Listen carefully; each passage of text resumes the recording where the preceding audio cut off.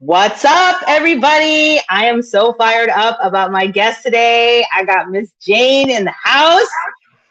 She's one of my favorite people. Somebody told me she's the Asian version of me, which I don't know. I think I think she's gorgeous. But I took that as a huge compliment. But she's one of my favorite people. So welcome, Jane. Excited to have you on. Thank you, G. I'm super pumped to be here. Thank you so much. Yes, absolutely. You're going to inspire us all. Gosh, and that's so complimentary. I got to thank Jules because that's the best compliment ever. If I can be even remotely close to the passion in your heart and how organized, I can go on and on about you. So that's a great compliment. I'll have to give Jules a big hug for that one.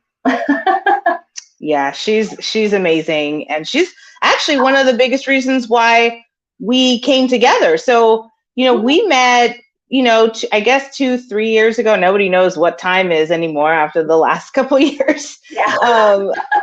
We met at an event through someone,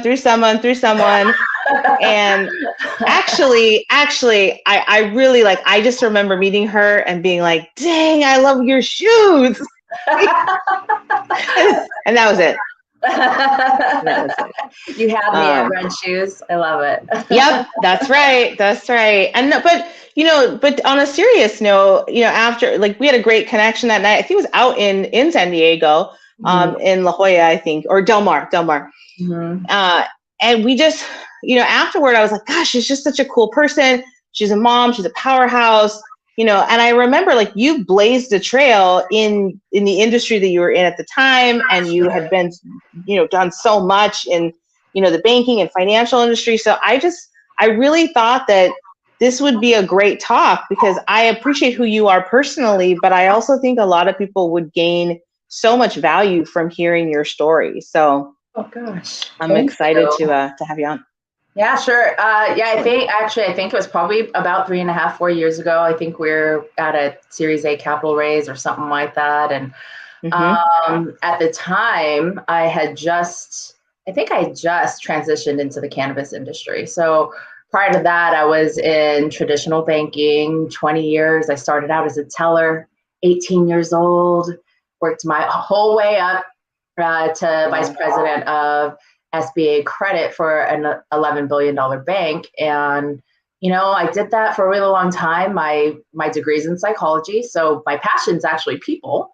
Gosh, that banking, they just kept on promoting me and offering a young girl some good money and a chance to, experience a lot of different things and learn something that at the time there really wasn't sort of direct and more traditional education for that. You learned how to underwrite and how to be a banker by working for a bank and figuring out where you fit. And, and when the opportunity to do SBA lending in particular hit, I was super passionate about that. There was nothing more fulfilling than helping Doug get his third Subway set up. Subway, I love your sub still. All right.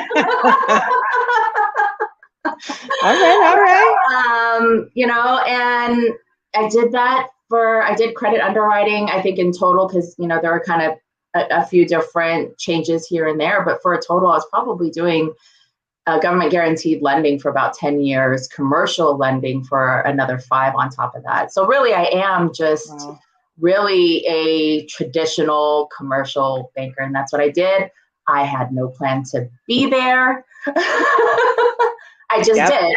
And there were some great things about that. I met some amazing people and I learned so much. And, it's kind of nice to see those businesses still open, some of them even. So it was a really great experience. But I think just like a lot of other people, you do something for 5, 10, 15, almost 20 years, you kind of feel a little stuck. And I think in particular for myself, despite the fun that I had, despite the friends that I made, the experience that I accumulated, that was never my plan. And so one day you wake up and you're like, oh, I'm X number years old. Okay. And I have this great career, but I never planned to be here. when you're a young person, and in particular for myself, my parents are immigrants from the Philippines, so I'm first generation born here in the States. There wasn't a lot of, what do you want to be when you grow up? What will be most fulfilling? There really wasn't a lot of that. It was, what's going to be a good, stable job? What's going to help you take care of yourself and your family when you get older? So there really wasn't a lot of talk about passion when I was growing up. And we've talked about this a little bit. I think that just generationally, that's more of a focus today than it was when we were growing up. And I think that's an amazing, wonderful thing. But, again, waking up something years old, I really just started to do a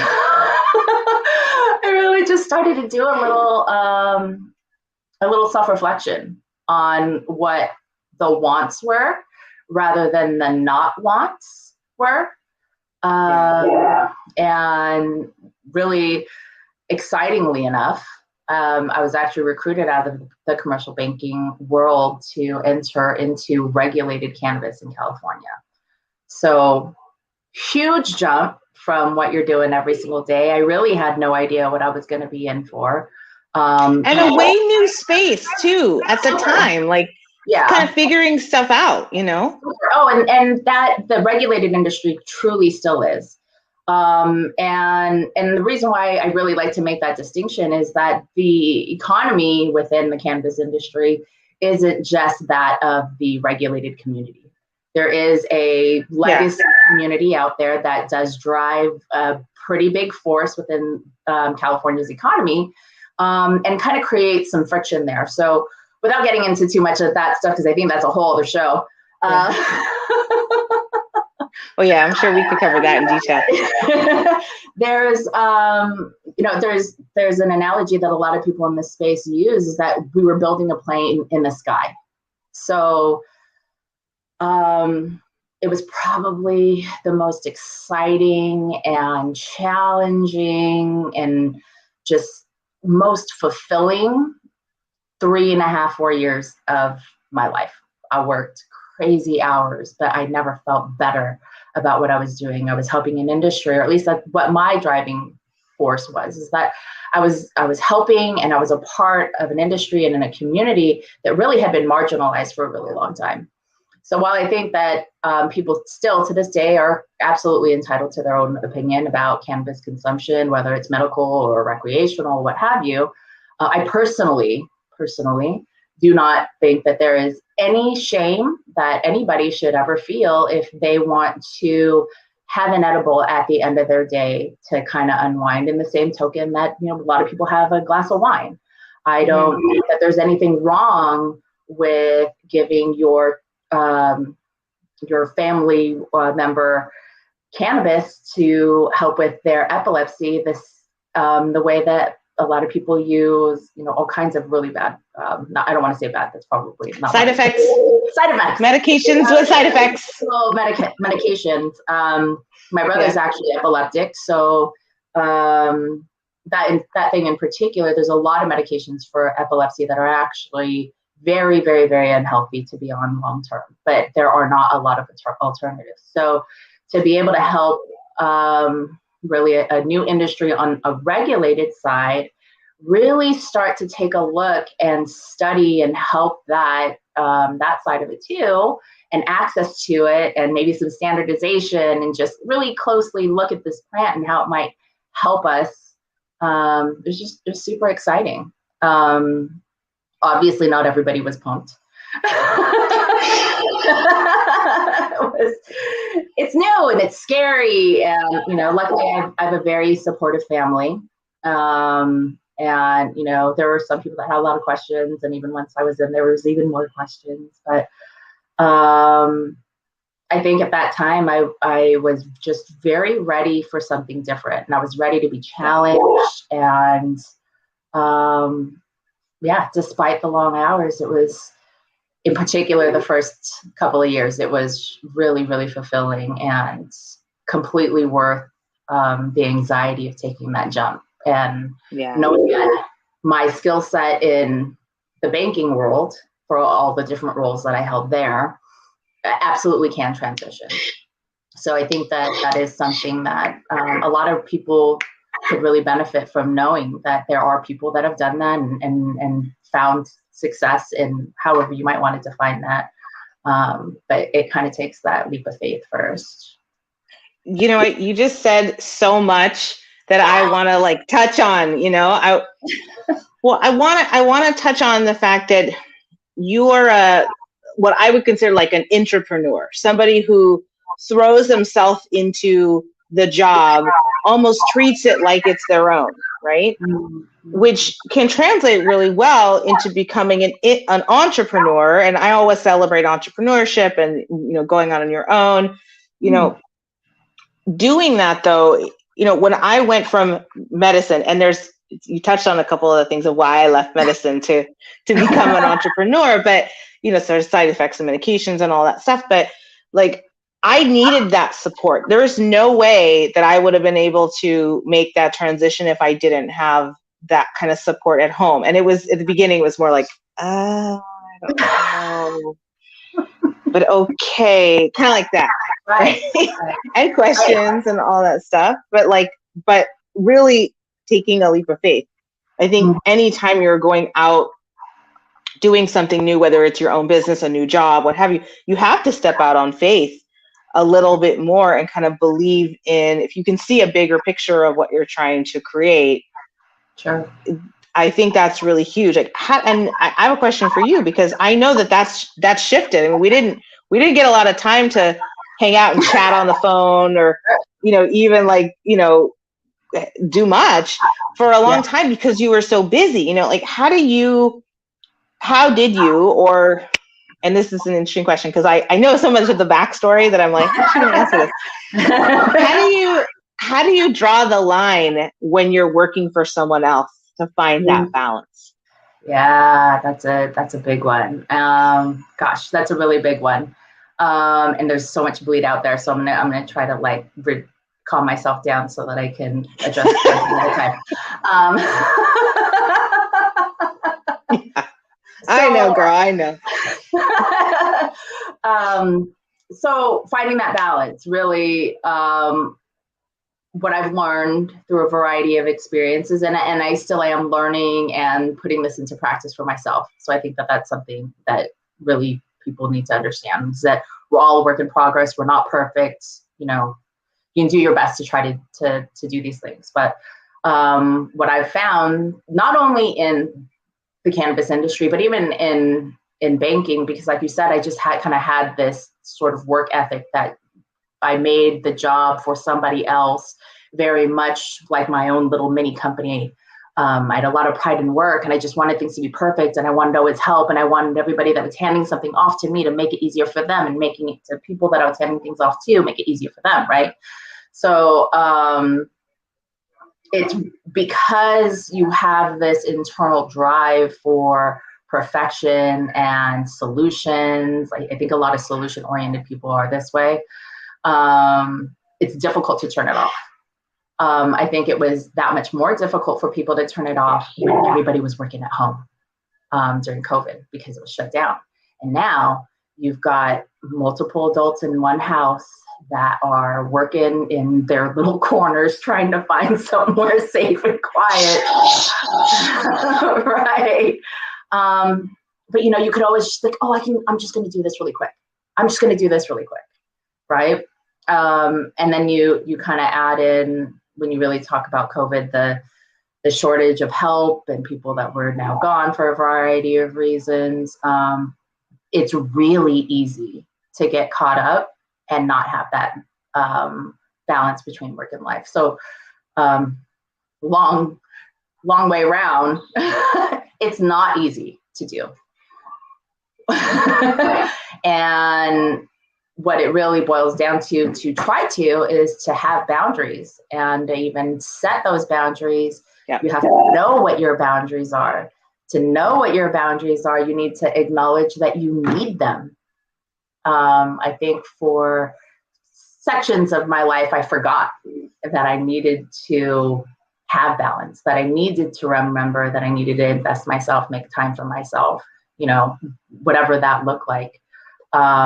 And it really is just, it's taking those steps, whatever phase you're in of setting boundaries and then executing on that. And I think it's a challenge. I think it's a challenge for everybody.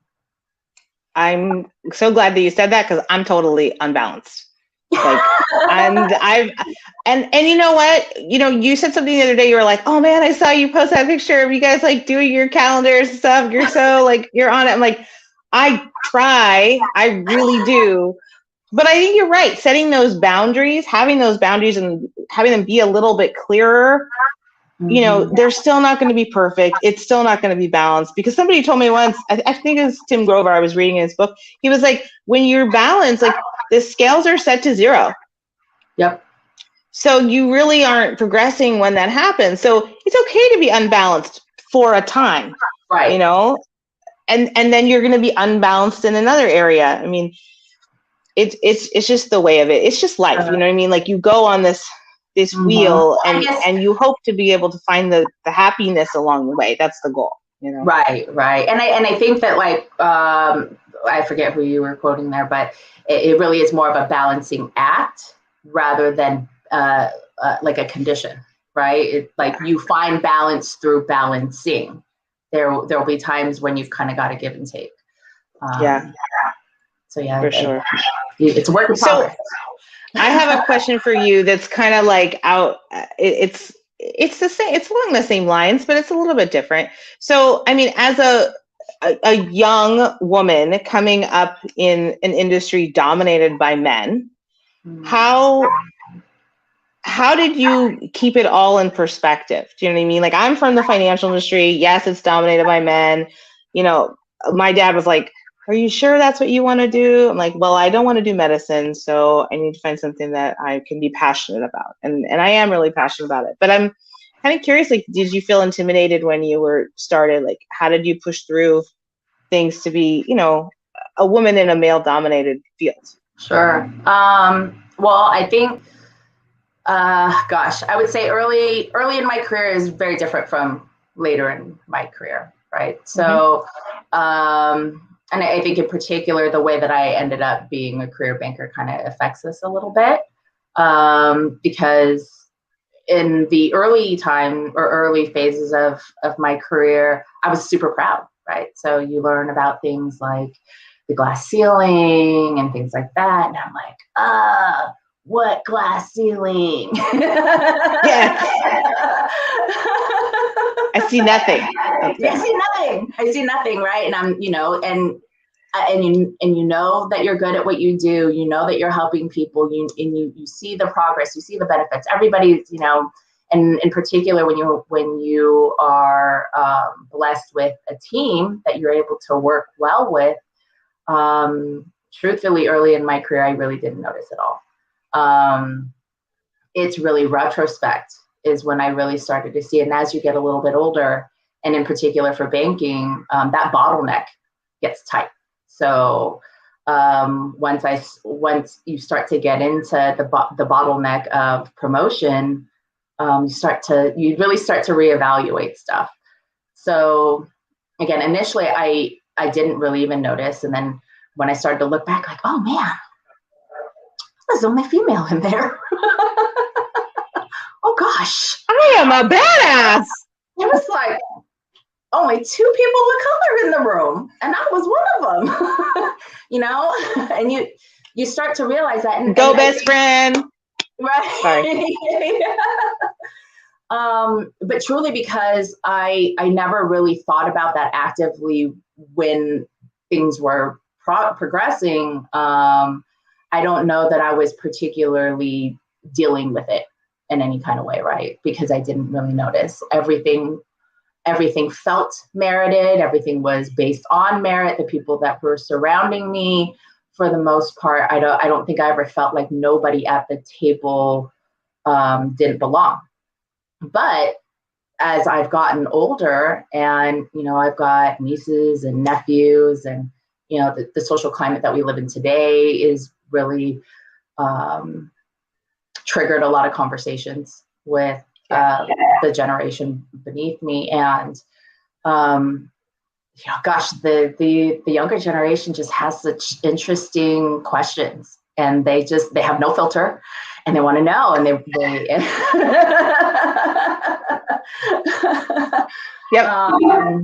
And so I think as I've aged, it's not really so much how I've been able to deal with it or anything like that. It's more, I think I take a lot of pride in being one of those different faces within leadership and serving as an example to my nieces and my nephews and their friends or whatever. Or even, I've got mentors that are generations older than myself, and I've got mentors that are actually younger than myself. And so to kind of be able to share our experiences, which are very different from one another, I take a lot of pride in being an example for those that haven't gotten there yet, that, there are faces that look like yours that are at the table.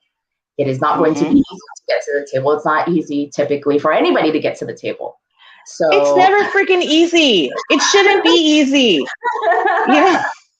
Yeah. So, but that doesn't negate the fact that I think it's important for less represented faces to be at the table to show that, they're worthwhile, and that they can do it, but that it does take work. You have to, I think it's good to blame. I'm sure it was, you set an example for people. I think we forget, I'm super ambitious. You're super ambitious. It's like when people ask you, like, how do you parent or how do you handle this? You just do.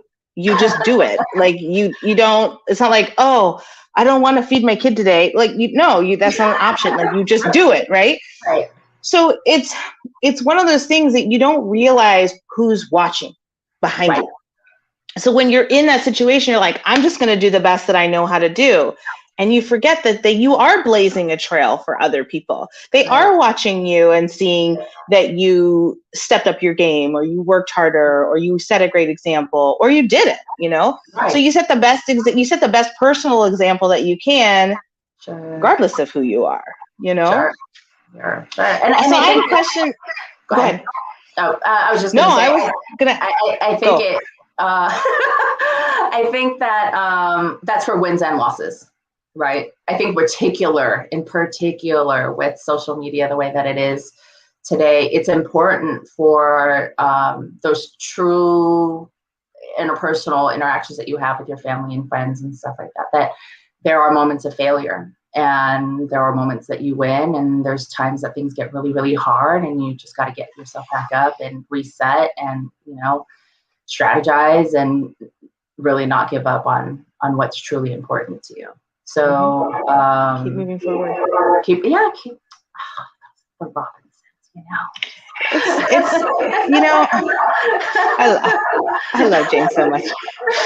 We could talk for hours. I was like, we got to keep this to a half an hour. How are we going to do it? I don't know. Do our best. So all right. So what's with the big quit? Okay, the Great Resignation.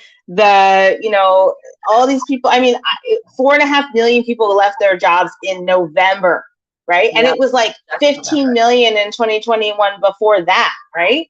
So over the last several months. So what is it that people are looking for, or what are they seeking? What are they running away from? Like, what do you think? And I ask this of every guest because I feel like it's important to touch on.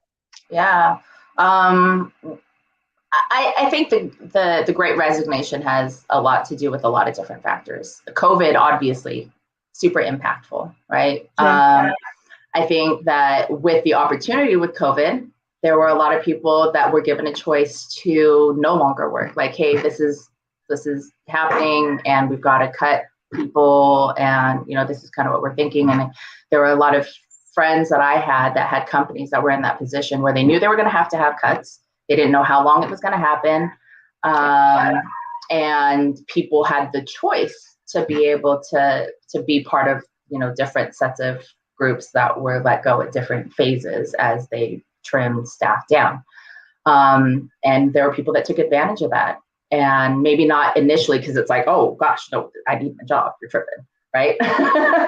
But yeah, COVID with working at home and stuff like that, I think people had more time to reflect about kind of what we were talking about at the top, the wants.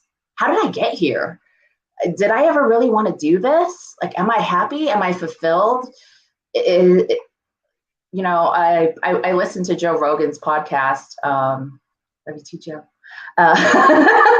And he was talking about, you know, people being depressed, right? Like you wake up in the morning, you get ready for this job that you aren't passionate about. You get into the car and you're stuck in the car going into traffic, and then you get into your job and you sit in a row of cubicles and you're trapped in that little box for 8 to 12 hours. And then you get out of there and then you get back into your car box, drive home, get back to your home box, and, you know, try to do what you need to do there, go to sleep, and then you do it all over again. And you've got this pattern of doing that, you know, 40 to 80 hours a week, right? In particular for COVID. So now I'm kind of thinking about the next set of people when it comes to the Great Resignation. So there's people that had that choice, and they kind of took advantage of it in the beginning to kind of reflect and figure out what they wanted to do. Then there's this next set of people that stayed on the workforce, the essential individuals. I got a lot of people that were essential during COVID. I was one of them. I went from working 60-hour work weeks to like 80, 90 work weeks. And I was going crazy. I was living on adrenaline. My doctor was concerned for me. My resting heart rate was 110. Like, I just, you know, I was a mess. It was a mess. But, you know, again, it's difficult to find that balance, in particular when you're solution oriented and things need to get done. And you exacerbate that by the fact that you're short staffed and stuff needs to get done. And I think what happened with the next phase of people that resigned is they were burnt out. They just couldn't do it anymore. And some people had some kind of catalytic event where, you know, maybe a loved one died or a relocation needed to happen, something. And unfortunately, I have some personal instances within my circle where, you know, employers were like, tough, we need you. You can't do whatever it is that you need to do personally, even though you've got 6 weeks of vacation and you're no longer accruing because you hit your cap. And, you know, like people had these experiences and they were just, maybe they didn't have as much time of reflection as those that kind of quit earlier on and wanted to actually actively rethink what made them fulfilled. I think there was another phase of people that were like, man, what the heck am I doing? There's got to be more than this. There's got to be more than this, you know, and they didn't feel appreciated. They were overworked, you know, taken for granted. And, you know, while you add in that everybody else is going to the Grand Canyon with their family and selling their houses for, you know, $500,000. The top of the market. And then buying an RV and homeschooling their kids and just traveling the country, you know. So I think that next phase of people that resigned, I think many of them were in that kind of a situation, that COVID created the situation where people were just squeezed to a level where there was just no more juice, and they just quit. They couldn't fake it anymore. Right? Do you know what I mean? And to faking it, right? Like, I think that you have like the kind of professionalism and the same kind of like upbringing on you know, saving face, like within, you know, what our parents would instill in us.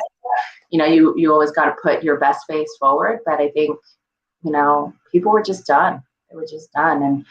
And I was actually really surprised at that number that you said, just for November, all on its own. I was actually expecting people to really, the stragglers of the Great Resignation.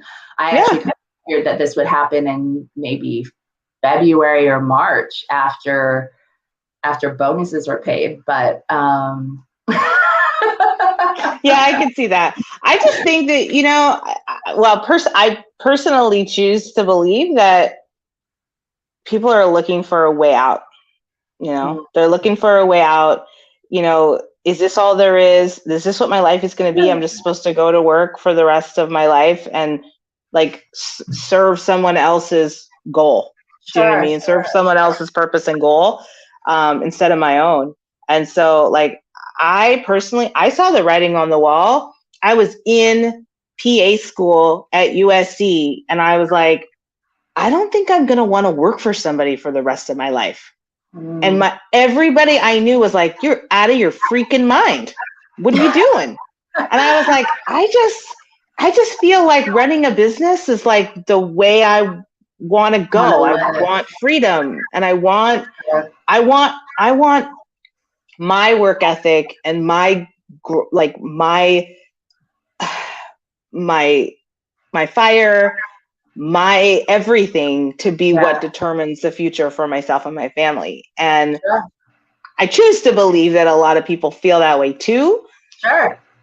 And I'm sure of the millions of the 20 million people that just left their jobs in the last 2 years.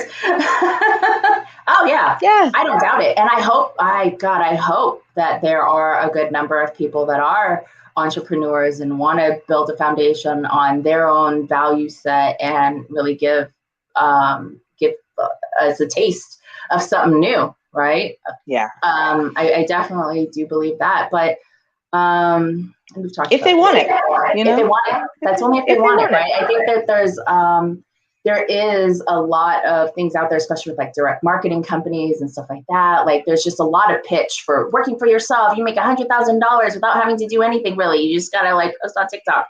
Like I hope not. And I think that there is sort of like a cultural immediacy kind of feeling out there that's being pushed, like be your own boss, make all this money, then you're gonna make all this money and it'll be all for you kind of a thing, right? And it's supposed to be easy. There's two things to that. One, that is not easy. As a small business owner, I am very familiar with what it's like to be a startup company. I have I've approved millions and millions of dollars in startup funding for small companies. So I can tell you 100% it is not easy to be an entrepreneur. It takes a lot of compromise and sacrifice and support and slips and falls and getting back up and dusting yourself off. And, you got to watch Meet the Robinsons like 100 times to remind yourself to keep moving forward. Just keep going. Just keep going. It's going to be fine. Yes. Just, listen to a lot of David Meltzer. Yes.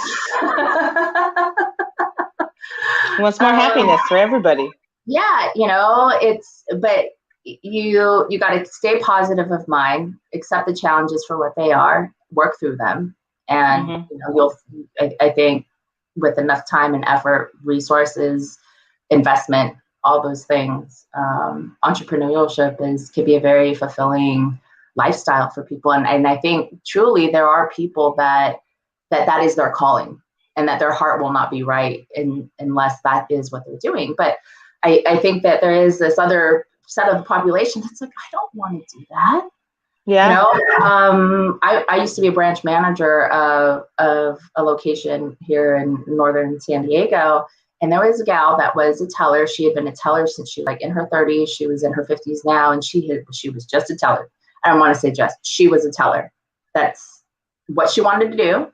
She was comfortable with the pay, and that's what she was going to do. She was great at so many things, and managers kind of have this tendency you see this talent in somebody and you want to help lift them up, and you feel like promoting them is the best way to lift them up. But that's just what she wanted. She wanted to be able to come happy. She was happy. She felt very fulfilled in that. She did other things, obviously, because her work hours were her work hours. She didn't work a second more than she needed to, but she felt very fulfilled. And I think that that's a beautiful thing too. I think people really need to just address within themselves what's going to make them happy. And being an entrepreneur is not everything. That's it, right? No, but that's it right there, is do what makes you happy. Do what makes you happy. Do what makes you happy. If you can find something that makes you happy, then run with it, and run with it as long as it makes you happy. Exactly. You know? And don't be an asshole while you get it. Don't be an asshole! Please. Don't be an asshole. Life would be so much easier if people would just stop being assholes. So it would be great. Oh my gosh. Oh wait. Okay. So I have a couple questions, like my this or that. So, and I don't know where they are, but I know that I have some good ones for you. So easy ones like I'm nervous. like easy ones like cat or dog. Oh, dog. Dog. Okay. I'm with you. Call. No pets. Yeah, I don't have any pets right now, and we're kind of on a pet hiatus right now. Mm-hmm. Call or text? Depends on who you are. Okay. All right. It depends. That's a good answer. So beach vacation, mountain, skiing, snowboarding. Oh, skiing, snowboarding, or mountains? That's like kind of like a different thing, right? Like, well, no, yeah, ski, snowboarding, ski trip kind of deal, or beach. Oh, beach. Okay, everybody says that. But I love the mountains. Like, I didn't know I love the mountains. I just went to Yellowstone and I was like, oh, I'm gonna live in the woods forever. I just don't want the snow. That's the thing. Yeah, snow is a little. It's different. It's different. It just depends on if you're prepared for it. It's kind of like my thing. Yeah, that's really what it is. Totally. What about dinner with friends, like big dinner with friends, or small intimate?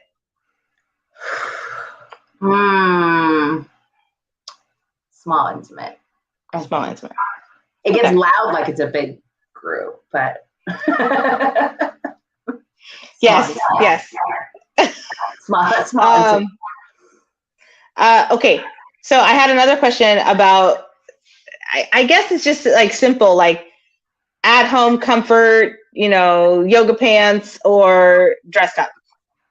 Oh gosh. Okay, so full transparency, majority of the time, I'm in my large men's Puma sweats from Costco. I love it. And an AT, like that's like standard uniform when I'm chilling at home. But I mean, you've seen me when I'm out and about. I love to get dolled up, Yes. I think you can do both, and I think I love them both equally. Yeah. I think that's changed too. Like being able to like work at home and be comfortable. Yeah. We're going to an event this week, and my husband's like, "Do I really have to put jeans on?" I'm like, "Jeans? Seriously? Like, I think you'll be okay." Like, he's like, "They're just so uncomfortable." I'm like, "Compared to Adidas pants? Okay. All right." I'm like, "It's just for a few hours, babe. It's gonna be fine." Hilarious. Anyhow, well, you know what? I have so much fun talking to you, and I knew this would be a great interview, and I love your perspective, because I think that the more that we can understand where people are going and where their mindset is, the fresher that we can be able to help people find whatever it is that they're seeking, whether it's a new job or, a new opportunity. It's the things that making them happy. Like, you blazed a lot of trails in your life. Do you know what I mean? Going into the industry that you were in, and at first, you know what I mean? And then going into an industry where, it's kind of like the Wild West in a lot of ways, kind of figuring things out along the way. And it's always nice to be able to hear the perspective of someone who's not afraid to pony up to a challenge, Thank you. I appreciate that. I mean, nothing worthwhile is easy. I mean, I think that most that have been through some stuff know that came with great reward. And not to give David another shout out here, but I saw him post something the other day that he loves when things get hard. And I was like, what in the damn hell are you talking about, David? You love it when things get hard. And then, but then, like, you know, you got to scroll over and it's like, because that's when you know something even better is coming along, right? And so you don't realize that in the moment, because it's trying to see the whole forest when you're in the middle of the trees. And it's, I think what really, really helps, and I think something that I hope people don't forget about, is that when things get hard, that's when you need to rely on your friends. So I know that for myself, I've had some pretty hard times, and, you know, it was really a blessing for me to be able to call you and lose my mind for the 15 minutes that I had. I was honored that day, though. Honestly, I really was honored, because that was like height of pandemic, crazy stuff going on. And like, you know, I was glad to be able to have that conversation with you, because I really got a better sense of like where your head was at. And I knew that there were a lot of people in the same place as you, but I really felt like, wow, that's cool that she, you know, was able to share with me all that was going on. And then to hear, which we did not talk about, but then to hear what happened later, I'm really glad for you. You know what I mean? I'm really glad that you're in the situation that you're in now, which is better. So as crazy as it sounds, like when things get hard, something better really is on the horizon. So stay positive, surround yourself with positive people, and don't be an asshole. Please, just don't be an asshole. So, man, I love today. You know what? Look, all I know is I want to share good energy and goodness and good people with the world, you know, and to be able to lift people up and share that kind of message is awesome. So, you know, I always say you're doing this. Congratulations. This is great. It's important. So thank you. So everybody out there in TV land, you know, be inspired for a great life, everybody. Take care. Thanks, Jane. Welcome.